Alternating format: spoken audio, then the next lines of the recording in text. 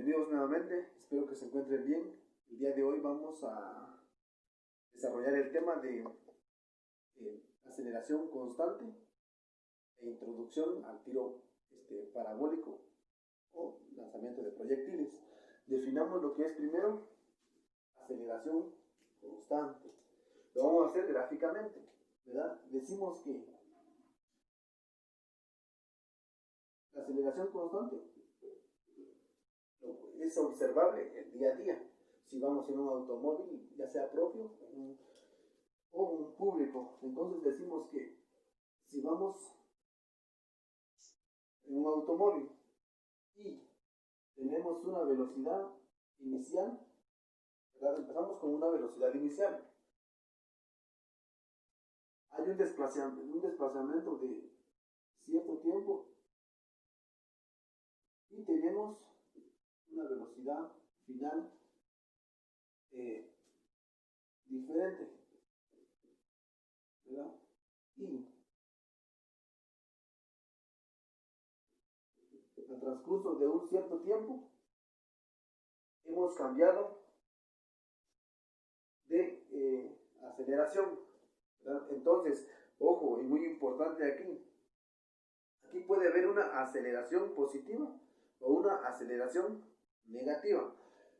¿Cómo podemos identificar cuál es de cada, qué es, si es aceleración negativa o positiva? Veamos. Si vamos en un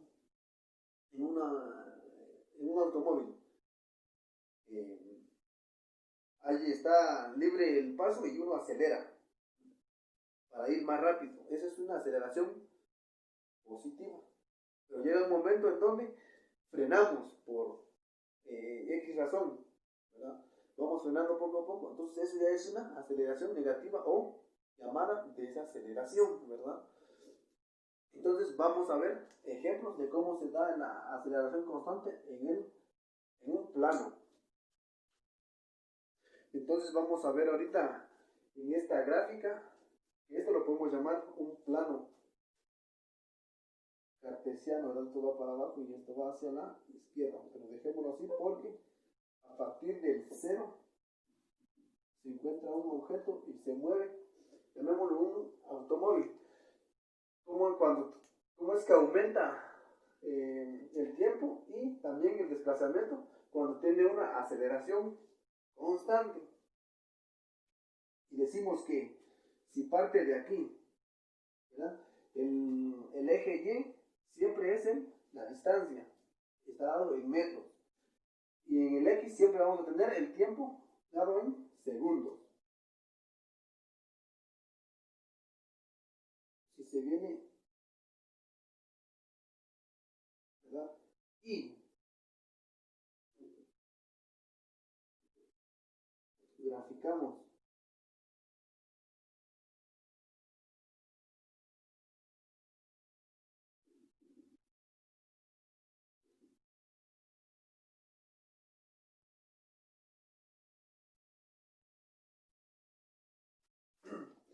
esa aceleración constante, porque cuando estaba en un segundo,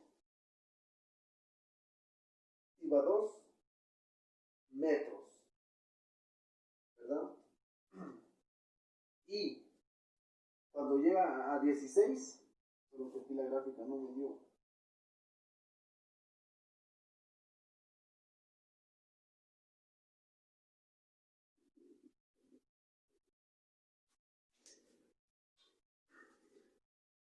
Esto es el automóvil o el objeto que está en movimiento. Cuando lleva 1 metro, lleva 2. Cuando lleva 1 segundo, lleva 2 metros. Cuando llega a 2, llega a 4 aproximadamente. Es decir, que cada vez de que va aumentando 2 segundos, es una función cuadrática, se llama, ¿verdad? Está aumentando 4 veces. Porque cuando llega a 4 segundos, la distancia que ha recorrido va a llegar a 16 metros, ¿verdad? Es decir, que con la aceleración constante en el plano, es decir, que va a aumentar por cada segundo que aumenta, va a ir, si aquí le aumentamos a 5 la aceleración constante, en el tiempo, aquí 4 segundos, si le damos otros segundos de aceleración, llega a 20, ¿verdad? Llega a 20 y así, si 6 va a llegar a 24 y así, porque la aceleración va a ser constante, ¿verdad? Y de la misma manera, si desacelera, regresa también 4, ¿verdad? Es así como podemos apreciar la aceleración constante en una gráfica. ¿Por qué aceleración constante? Porque, como ya dije al principio, cada vez vamos a ir acelerando más y más, ¿verdad?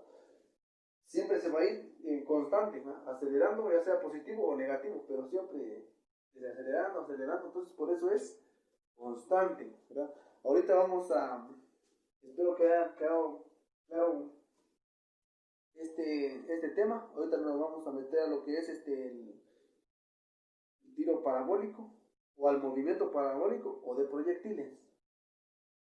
Veamos, entonces, tiro parabólico, ¿verdad? Entonces, en el tiro parabólico tiene este comportamiento, ¿verdad? Este es un plano, ¿verdad? Entonces, siempre un tiro parabólico va a ir, es decir, que va a ser lanzado. Entonces, siempre va a tener una velocidad inicial, ¿verdad? Siempre va a tener una velocidad inicial. Aparte de eso, siempre va a tener un ángulo, pero también va a tener una velocidad inicial en Y y una velocidad inicial en X, ¿no? Esto, lo del tiro parabólico, ya es un poquito más complejo porque se calcula en X y se calcula en Y, ¿verdad? Ya vamos a ir a ver ejemplos, vamos a ver ejemplos donde se va a despejar algunas dudas, ¿verdad? Pero en este caso sería, va a tener una velocidad inicial, eso siempre. Va a tener un ángulo siempre, y va a tener una velocidad en Y y una velocidad en X, ¿verdad? Entonces, si nosotros queremos hallar la velocidad inicial en X, esto va a ser igual a velocidad inicial por el coseno del ángulo. Es decir que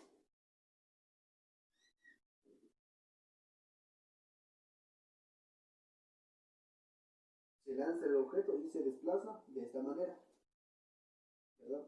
Y como aquí vamos a tener siempre un ángulo de lanzamiento. Y si queremos calcular la velocidad inicial en Y, va a ser igual a velocidad inicial por seno del ángulo. Entonces, a la hora de hacer esto, vamos a tener un triángulo rectángulo, y para ello vamos a hacer uso de las razones trigonométricas. Entonces decimos que las razones trigonométricas son estas, las más comunes usadas en el tiro parabólico, ¿verdad? Seno del ángulo es igual al cateto opuesto partido la hipotenusa. Coseno del ángulo es igual a cateto adyacente partido hipotenusa, ¿verdad? Es decir que aquí tenemos un ángulo y el que está enfrente del ángulo es el cateto opuesto, es decir que el cateto opuesto es esto, y el que está junto al ángulo es el cateto adyacente. Entonces podemos despejar esto, ¿verdad? Para entender mejor lo que vamos a hablar, lo que es tiro parabólico, ¿verdad? Entonces decimos que vamos a hacer aquí, y decimos que como el seno está dividiendo, pasa a multiplicar el seno de la hipotenusa. Entonces hipotenusa igual a seno del del ángulo es igual a cateto opuesto. Y el otro es, esto es igual, ¿verdad? Hipotenusa es igual a coseno del ángulo es igual a cateto opuesto. Y si nos damos cuenta en esto es lo que hay que ver, prestarle mucha atención. Si el cateto opuesto lo tenemos aquí. ¿Y eso en dónde está? Está en Y, ¿verdad? En el componente de Y. Y este es el componente X. Entonces el cateto adyacente está en X. Entonces decimos que la velocidad inicial en X. ¿Por qué? Porque el cateto adyacente está en X. Decimos que es igual a la velocidad inicial coseno del ángulo. ¿Verdad? Y lo mismo va a aplicar para esto. Y como dijimos, lo aplicamos igual para esto. Entonces, como el cateto opuesto está en Y, decimos que es la velocidad inicial en Y. Y esto va a ser igual a velocidad inicial seno del ángulo. Igual aplica para esto. Ese significa ángulo. ¿Por qué? Porque esta es la hipotenusa y es la velocidad inicial con la que se lanza un objeto para que tenga esto. Ya es lo que siempre va a recorrer cuando se va a lanzar el tiro parabólico. Siempre va a tener esto. Entonces, es así como tenemos ya despejadas para poder ver lo que es la velocidad inicial. Pero aquí aplica tanto para X como para Y, porque van en Y y en X, ¿verdad? Entonces, ya sabemos que para el tiro parabólico va a tener dos componentes, es decir, que tenemos el componente X y el componente Y. Y decimos que la velocidad inicial en X va a ser en X, va a tener una velocidad constante, ¿verdad? Llamada movimiento rectilíneo uniforme. Y el componente Y va a tener una aceleración constante llamada movimiento rectilíneo uniformemente acelerado. Ya teniendo para poder resolver tiro parabólico, debemos tener en cuenta todo esto, razones trigonométricas, sabemos que está dado en X y en Y, que en X va a tener un movimiento, una velocidad constante en X, y en Y va a tener una aceleración constante. Ahorita vamos a pasar a ver lo que es las fórmulas para solucionar problemas de tiro parabólico. Pero lo importante que debemos saber primero son las razones trigonométricas y los componentes, ¿verdad? Que van a ser dos componentes, tanto en X como en Y. Y esto, ¿verdad? Que en X siempre va a ser la velocidad constante y en Y la aceleración constante. Entonces ahorita lo primero que vamos a ver es de los tiempos. Y esto dice que A y B va a ser igual a B y C, ¿verdad? Esta es la de los tiempos, para ir entendiendo un poquito mejor lo que es tiro parabólico. Como dijimos, que A y B va a ser igual a y C. Tomando este análisis en la gráfica, podemos decir que si lanzamos un objeto desde el punto A hasta llegar al punto B, que esto va a ser igual a altura máxima. ¿Verdad? Va a ser el mismo tiempo aquí. Esto es decir que, como que si lo dejáramos, esto sería caída libre. El tiempo que lleva hasta B, y si lo dejamos de ahí, lo dejamos caer en una caída libre, sería el mismo tiempo de B a C. A y B sería el mismo tiempo de B y C. Es decir, si lanzamos un objeto y aquí llega, y lo dejamos caer, si lo dejáramos caer el objeto, va a ser la misma entre A y B, va a ser lo mismo que B y C, ¿verdad? Entonces podemos decir que para deducir las fórmulas vamos a usar la de caída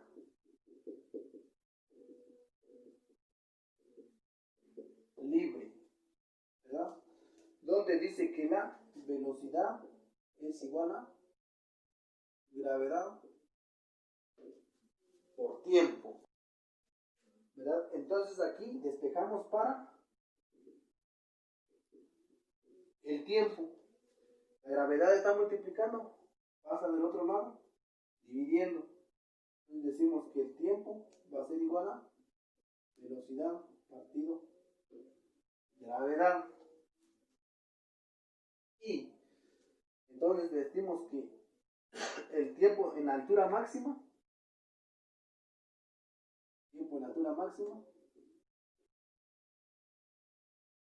va a ser igual a ¿qué velocidad vamos a tomar aquí? Va a ser la velocidad en el componente y, que eso va a ser igual a velocidad inicial seno del ángulo, ¿verdad? Partido gravedad. Entonces decimos que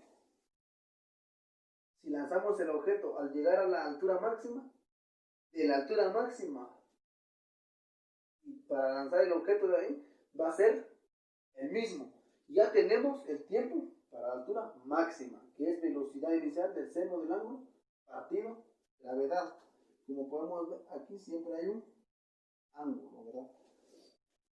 Entonces, para hallar la velocidad en el tiempo de A hasta D, si esto es la mitad, ya tenemos la mitad, solo lo tenemos que multiplicar por 2, ¿verdad?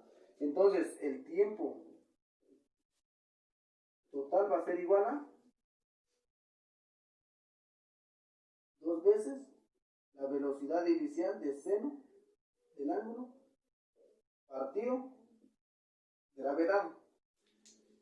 Y como podemos ver, ya deducimos, tenemos dos fórmulas ya del tiro parabólico, del tiempo máximo, del tiempo en la altura máxima y el tiempo total. Esto ya teniendo la altura, el tiempo de la altura máxima, eso lo multiplicamos por 2 y nos da. Entonces decimos que el tiempo de la altura máxima es igual a velocidad inicial del seno del ángulo partido gravedad. Ya del tiempo total es igual a 2 veces velocidad inicial del seno del ángulo partido gravedad. Y ahora vamos a ver lo de la altura. Vamos a deducir las fórmulas de la altura. Entonces ahorita para deducir lo que es la altura máxima, la fórmula, decimos que de A a B, la B es la altura máxima que alcanza el proyectil o el objeto lanzado. Y de B a C tenemos una caída libre. Entonces la fórmula, vamos a usar el tiempo, va a ser igual a 2 veces la altura partido gravedad. Todo eso en raíz cuadrada, ¿verdad? Y vamos a despejar la fórmula. Como aquí tenemos al cuadrado, raíz cuadrada, entonces pasa como exponente. Entonces, altura, la gravedad, aquí está dividiendo, pasa multiplicando. Es decir que gravedad por tiempo al cuadrado es igual a 2 veces la altura. Entonces decimos que seguimos despejando porque vamos a encontrar lo que es la altura máxima. Entonces, como el 2 está multiplicando, pasa dividiendo. Y decimos que va a ser la partido 2. Eso va a ser igual a la altura. Entonces, decimos que la altura máxima va a ser igual a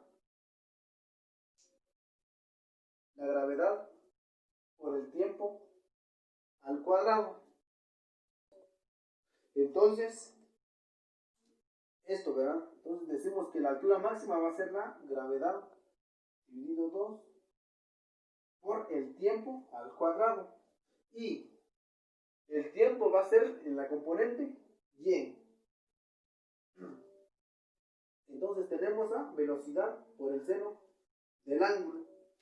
Entonces esto va a ser igual a, esto va multiplicado por la velocidad inicial del seno del ángulo partido gravedad y todo esto elevado al cuadrado. Ya tenemos la fórmula para la altura máxima. Entonces ahorita vamos a deducirlo, ver la fórmula de el alcance horizontal, es decir, entre A y D, ¿verdad?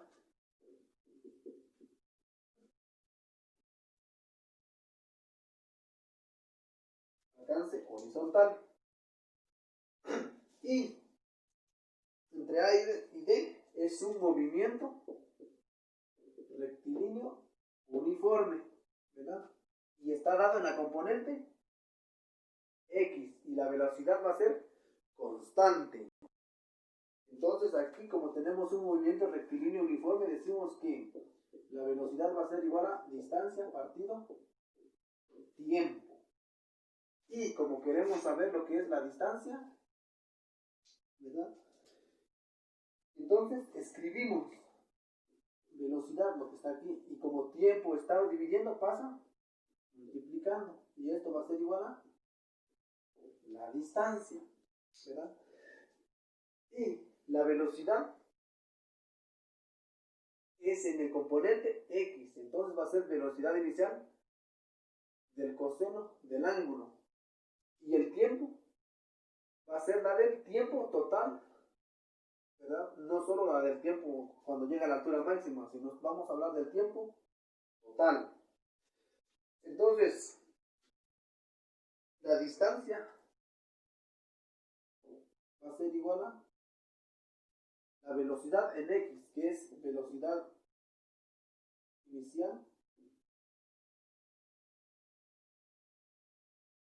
coseno del ángulo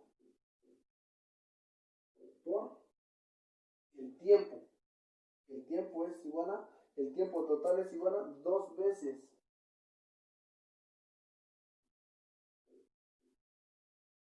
velocidad inicial por el seno del ángulo partido gravedad. Entonces aquí despejamos, ¿verdad? O reducimos lo que... Entonces, la distancia, ¿verdad? Estamos hablando de la distancia entre A y D. Desde donde sale, donde es lanzado el proyectil, hasta donde llega, ¿verdad?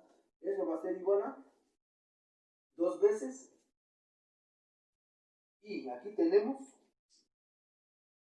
velocidad inicial por velocidad inicial.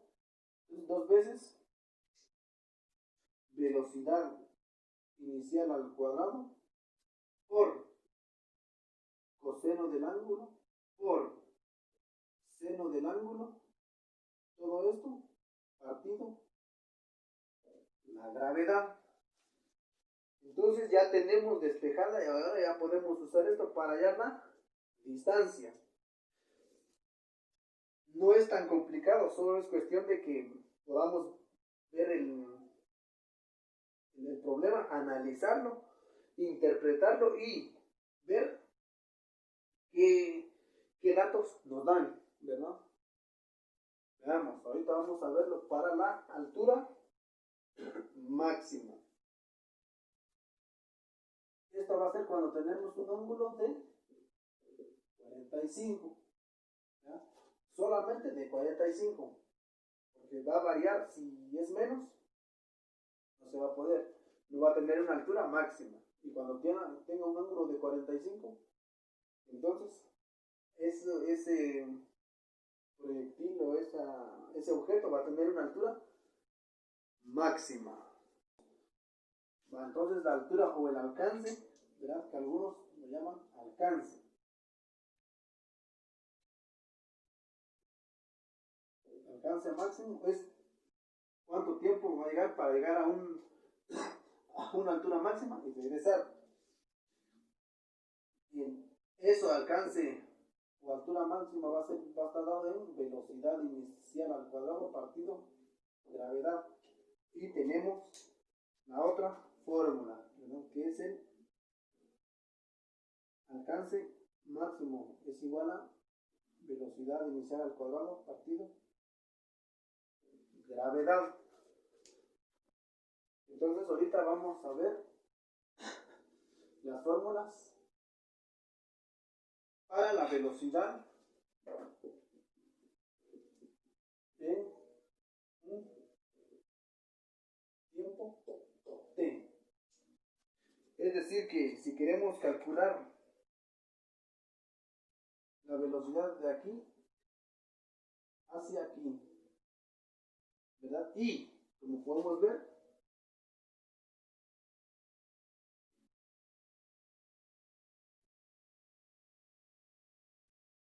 va a tener componentes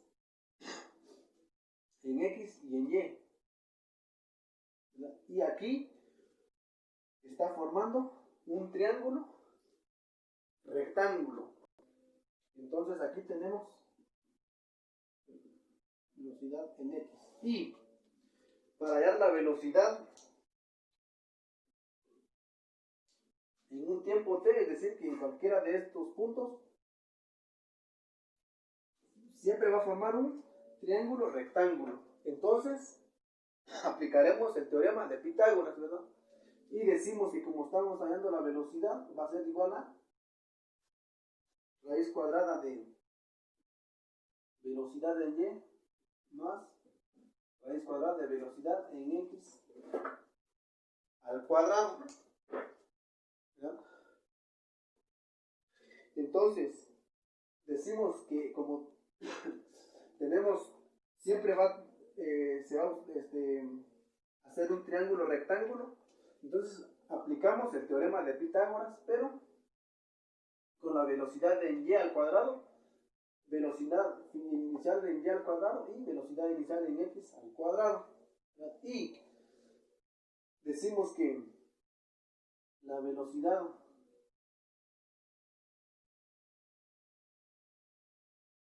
en y va a ser igual a, la velocidad en x va a ser igual a velocidad inicial.